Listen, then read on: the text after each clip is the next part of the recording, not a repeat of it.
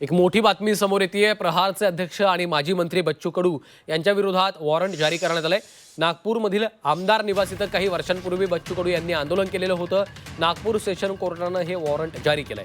उद्या सेशन कोर्टामध्ये हजर राहण्याचे आदेशही बच्चू कडू यांना देण्यात आलेले आहेत। बच्चू कडू यांच्या विरोधात आता वॉरंट जारी झाल्याची माहिती समोर येते। नागपूर सेशन कोर्टानं वॉरंट जारी केलेला आहे। नागपूर आमदार निवास इथं काही वर्षांपूर्वी बच्चू कडू यांनी आंदोलन केलेलं होतं आणि त्याच प्रकरणामध्ये त्यांना आता वॉरंट जारी करण्यात आलेला आहे। उद्या सेशन कोर्टामध्ये हजर राहण्याचे आदेशही त्यांना देण्यात आले।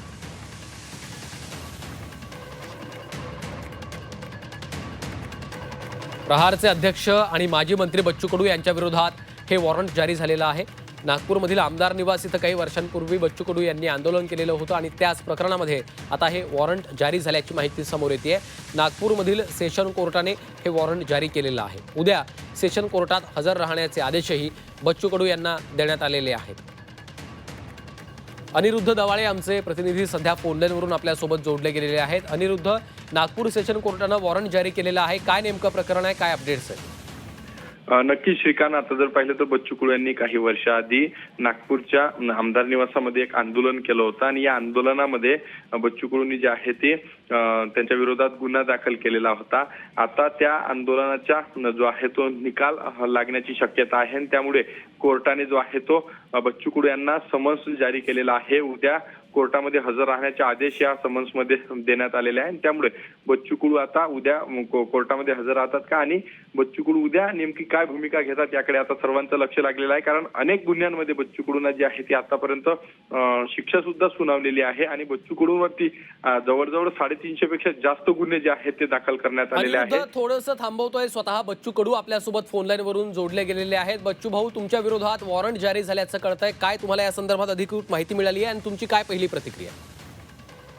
जुनी केस होती, आता सगळ्या ओपन होत आहे की पाहू, आता ते कोर्टात जावं लागेल आणि 353 आहे त्यामध्ये। हो, आम्ही ते गोसीखुर्दच्या प्रकल्पग्रस्तांसाठी आंदोलन केलं होतं।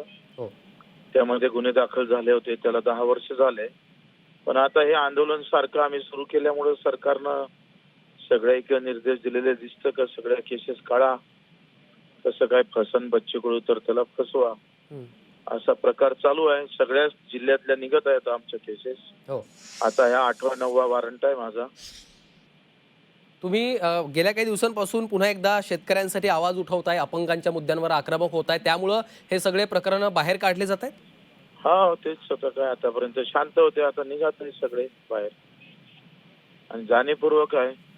म्हणजे मला एका केसमध्ये मी नील झालो, म्हणजे मला निर्दोष सोडलं आणि लगेच मंत्रालयातून फोन होता सरकारी वकिलाला का तुम्ही अपील मध्ये जात या विरोधात। बर, उद्या तुम्ही हजर राहणार आहात? हा, उद्या हजर राहणार। ठीक आहे, धन्यवाद बच्चू भाऊ आपल्या या प्रतिक्रियेसाठी।